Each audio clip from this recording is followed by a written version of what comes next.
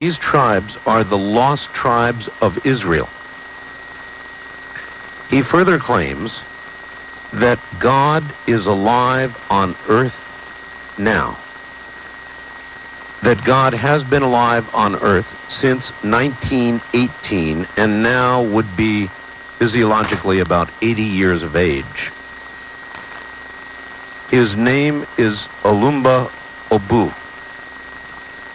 Now, I know all of this is an awful lot to get hit with if you're just joining the show. Frankly, it's an awful lot to get hit with even if you were listening to last hour. But this man sounds very serious. I gave him an opportunity to peddle stuff or sell stuff, and he said, well, there are some publications they have made, but didn't give me any numbers and didn't try any hard sell or any sell at all. We gave out no numbers. I listened for an hour. He said that he received a message from Nigeria, from Olumba Obu, earlier today that the end is at hand. In other words, that Judgment Day lies no more than 10 months off, 18 at the outside, and that there will be a worldwide judgment. That God is a man of black skin on earth now. Now, I know. Believe me, I know. I know what your reaction is like, and I explore these kinds of things. As you well know, I explore things with an open mind, and I'm exploring this with an open mind. There is an invitation for me to go and meet this man. Now, it was said that he has done miracles, as did Christ when he was on earth. It has been said, I was told by C Hoagland that Israel has sent a delegation to meet with this man who says he is God.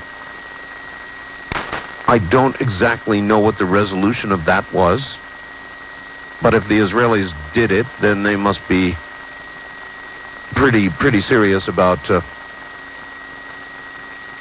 possibility of, to the degree they would go and investigate it. It is an interesting story, and who is to say, of course, that God is not here. Not me. It could be. I repeat, it could be. In a moment, I'm going to sort of punctuate this last hour's interview. Stay right where you are. All right? This will be a bit of a surprise for you. Let's punctuate last hour's interesting information. That's what I'm going to call it right now, interesting. Because anything under the sun is possible. Here is Richard C. Hoagland. Hi, Richard. Good evening, Art. Good evening. What do you know about all this? Well, this is rather serendipitous. One of my favorite words. I know. Remember the three princes of Serendip? Yes. The discovery of unexpected and wondrous things? Yes. Our friend Effiong, and it's pronounced with an F, not an S. I made the mistake because his English is excellent, but there are little things that slip through sometimes. Effiong Sam called me this afternoon. Now, what makes it so remarkable is not his story, which we'll talk about in a second, but the fact that unbeknownst to anybody, we are carefully looking into the possibility of taking a group of people to Africa toward the end of the year as part of my quest on this ancient ritual Egyptian calendar. Yes. And Effiong's people, this so-called lost tribe of Israel, actually historically can be traced back to Egypt. And I'm sitting here holding a book by Bob Temple, who wrote The Serious Mystery. And there is a whole chapter devoted to tracing where the ancient Egyptians, the black Egyptians who some scholars now really believe were the progenitors of what we see along the Nile. That's right, yes. In their migrations out of Egypt, across the Sahara, down through West Africa, ultimately down to the coast of Nigeria. So that's the part that I didn't have a problem with. What I had a problem with was the synchronicity of, no one knows. So we're even looking at this. I tried to get hold of you earlier today to invite you and Ramona to be part of this adventure. Now, you're telling me that before you heard from my guest last hour, yep, you were preparing to organize... We've been looking seriously into this for about the last week. I mean, really seriously. And you were going to Africa to look for, let's not mince words, the Messiah? No. I'm going to Africa. I mean, nothing is firm yet. We're just considering this. Yes. To look at the origins of this ritual calendar, which have a very important date at the end of the year. Well, what I recall, Richard, is that in a certain chamber in Egypt, you had a report of a figure of a black man, right, holding an ankh. Do you remember? Looking up that shaft toward Orion. Orion, that's right. And one of my visions is to have the right group of people standing on that plateau at the time at the end of the year when these alignments all work, according to the computer calculations we've been doing now for the last couple, 3 years. And out of the blue, as I'm working on this and thinking about who I'd like to have along, like Graham and you and some people, but maybe Bob Temple, this guy calls, Effiong Sam, yeah, and says, have I got a story for you?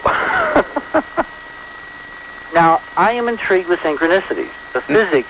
Now, I had no idea. He said during the interview, he talked to Richard, and I wasn't even sure which Richard he meant until I got a fax from you a few minutes ago. I kind of let it go. He just said I called Richard. Right. And I let it go. But it obviously was you. Oh, yes. No question. I mean, when was the last time you got a call from somebody from Africa who's on a quest to get Hollywood to take seriously the story of the Black Messiah and the, quote, end of times? I am intrigued with synchronicity. Never. I've never had that. Never. Well, I have asked this individual... And you know what, Richard? Yes? Normally, to be honest with you, I would have blown this off, but there was something about this man's demeanor, his very, very, very serious demeanor. Well, now keep in mind that Nigeria, according to the expertise that I've been drawing upon, is the heart and soul of more con games on the Western world than any other place on earth. No question about it. There are faxes that come from Nigeria. They try to con all kinds of things in Nigeria. And they're very efficient. I mean, documents can be made up. They can look so official and all that. But you're right. There was something different. And the different part is I know historically that this tribe has a derivation back to where he claims it does. That's one. Number two, the synchronicity of him calling just as we're looking into this, even before I was able to let you know. And, I'm a curious person. I want to pursue this because there is a hidden side of Africa and Egypt that this trip could bring out. There is a timing here that is extraordinary and connected to all the research we've done all the way back to Mars, whose time has come. This audience, the people who are listening to us tonight, have been part of this unfolding saga, and this is kind of like a whole new plateau that, if things work right, we'll be able to invite some of your audience on this trip. Mm-hmm. But the timing of this individual, the way I look at things, Art, is that there are times when a signal presents itself, and you should probably pay attention. Now, I don't yet know what the signal is trying to tell us, but I'm going to pursue it like it's an honest signal, and he's going to send me documentation, and I have sources I can call upon to find out more. There are archaeologists and anthropologists who have worked with this tribe, which, by the way, is derivation of the Dogon up further north toward the Sahara. Yes. And we know they have a real history. Bob Temple has done a stunning job in the book he published in '76 called The Sirius Mystery. Well, Sirius is heart and soul of what we're figuring out. This ancient Egyptian ritual calendar, which has shown up now in extraordinary places, like in the heart of NASA. So I am intrigued about the synchronicity. If I was asked for a, quote, rational or logical explanation, yeah, I would say this is the hyperdimensional physics in the consciousness mode at work. As Mark Twain would say, when it's steamboat time, you steam. So I'm going to follow the signal, and we'll let everyone know where it leads. No decisions yet.